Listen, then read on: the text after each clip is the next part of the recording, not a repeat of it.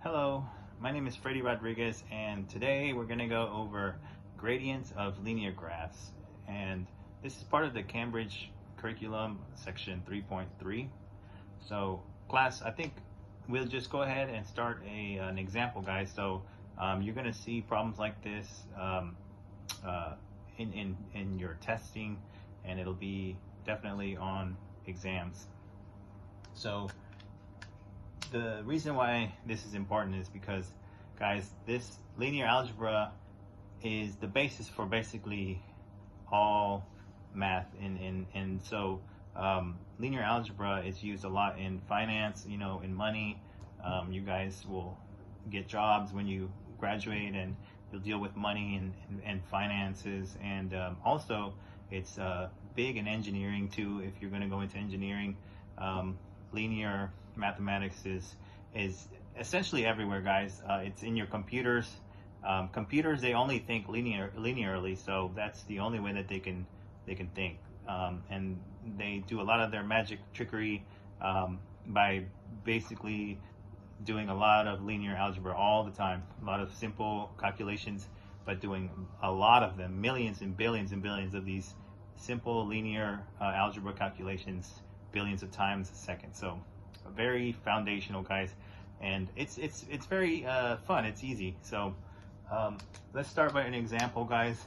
So if I gave you 2 points, I want you to tell me the slope of that line that travels between those 2 points. So if I give you 1 and 2, so this is the notation is x and y.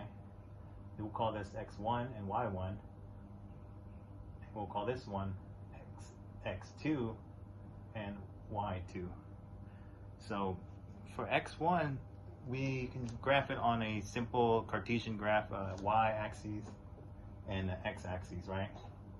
So you have your x1, y1, x1 is here. So you go over x1 and then you go up 2. And so that's where your first point is, right here. And your second point is going to be 4, 5. So x2, y2. We'll change colors. x2 is going to be 4, 1, 2, 3, 4 on the x-axis, and up 5. So we're going up, straight up, just perpendicular to the x-axis all the way to 5. So here, this line, we're making it parallel to the x-axis. And bang, right here. 4, 5.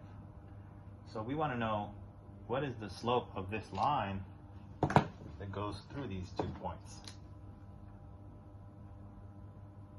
Like that, this line here has an equation, and we want to know what is the slope. So the way I learned it, guys, is to find the slope is rise over run.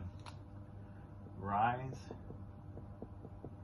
over run, which is the same as the point slope equation that we have up here, where you have your y2 minus your y1 over your x2 minus your x1.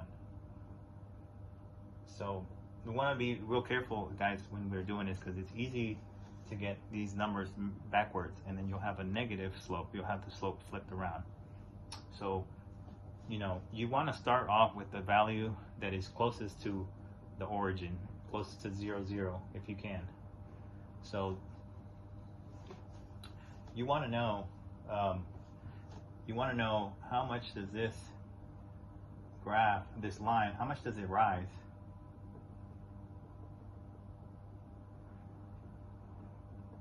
And we do that by taking the y value. So this one was, we'll say this is a 2, this is the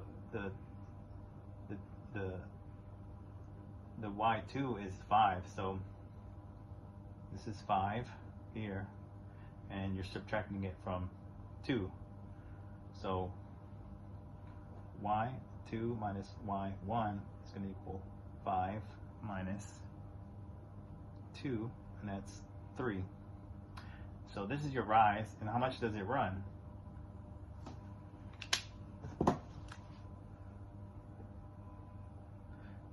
from this point, it runs this way, all the way over here to this point. So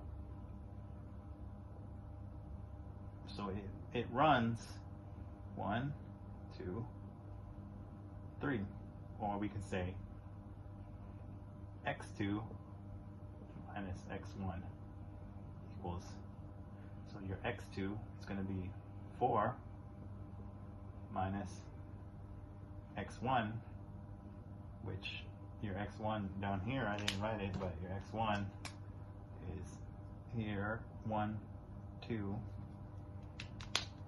So your x1 is going to be, x1 is 1, so you're running 3. So your equation here is going to be rise, or this amount, which is 3, over the amount that you ran, which is also 3, or 1. That is your slope for this problem. So guys, just be sure that you're keeping the track of which one's the second point and which one's the first point, and you should be fine, and you should find your slope here is equal to 1. Thank you.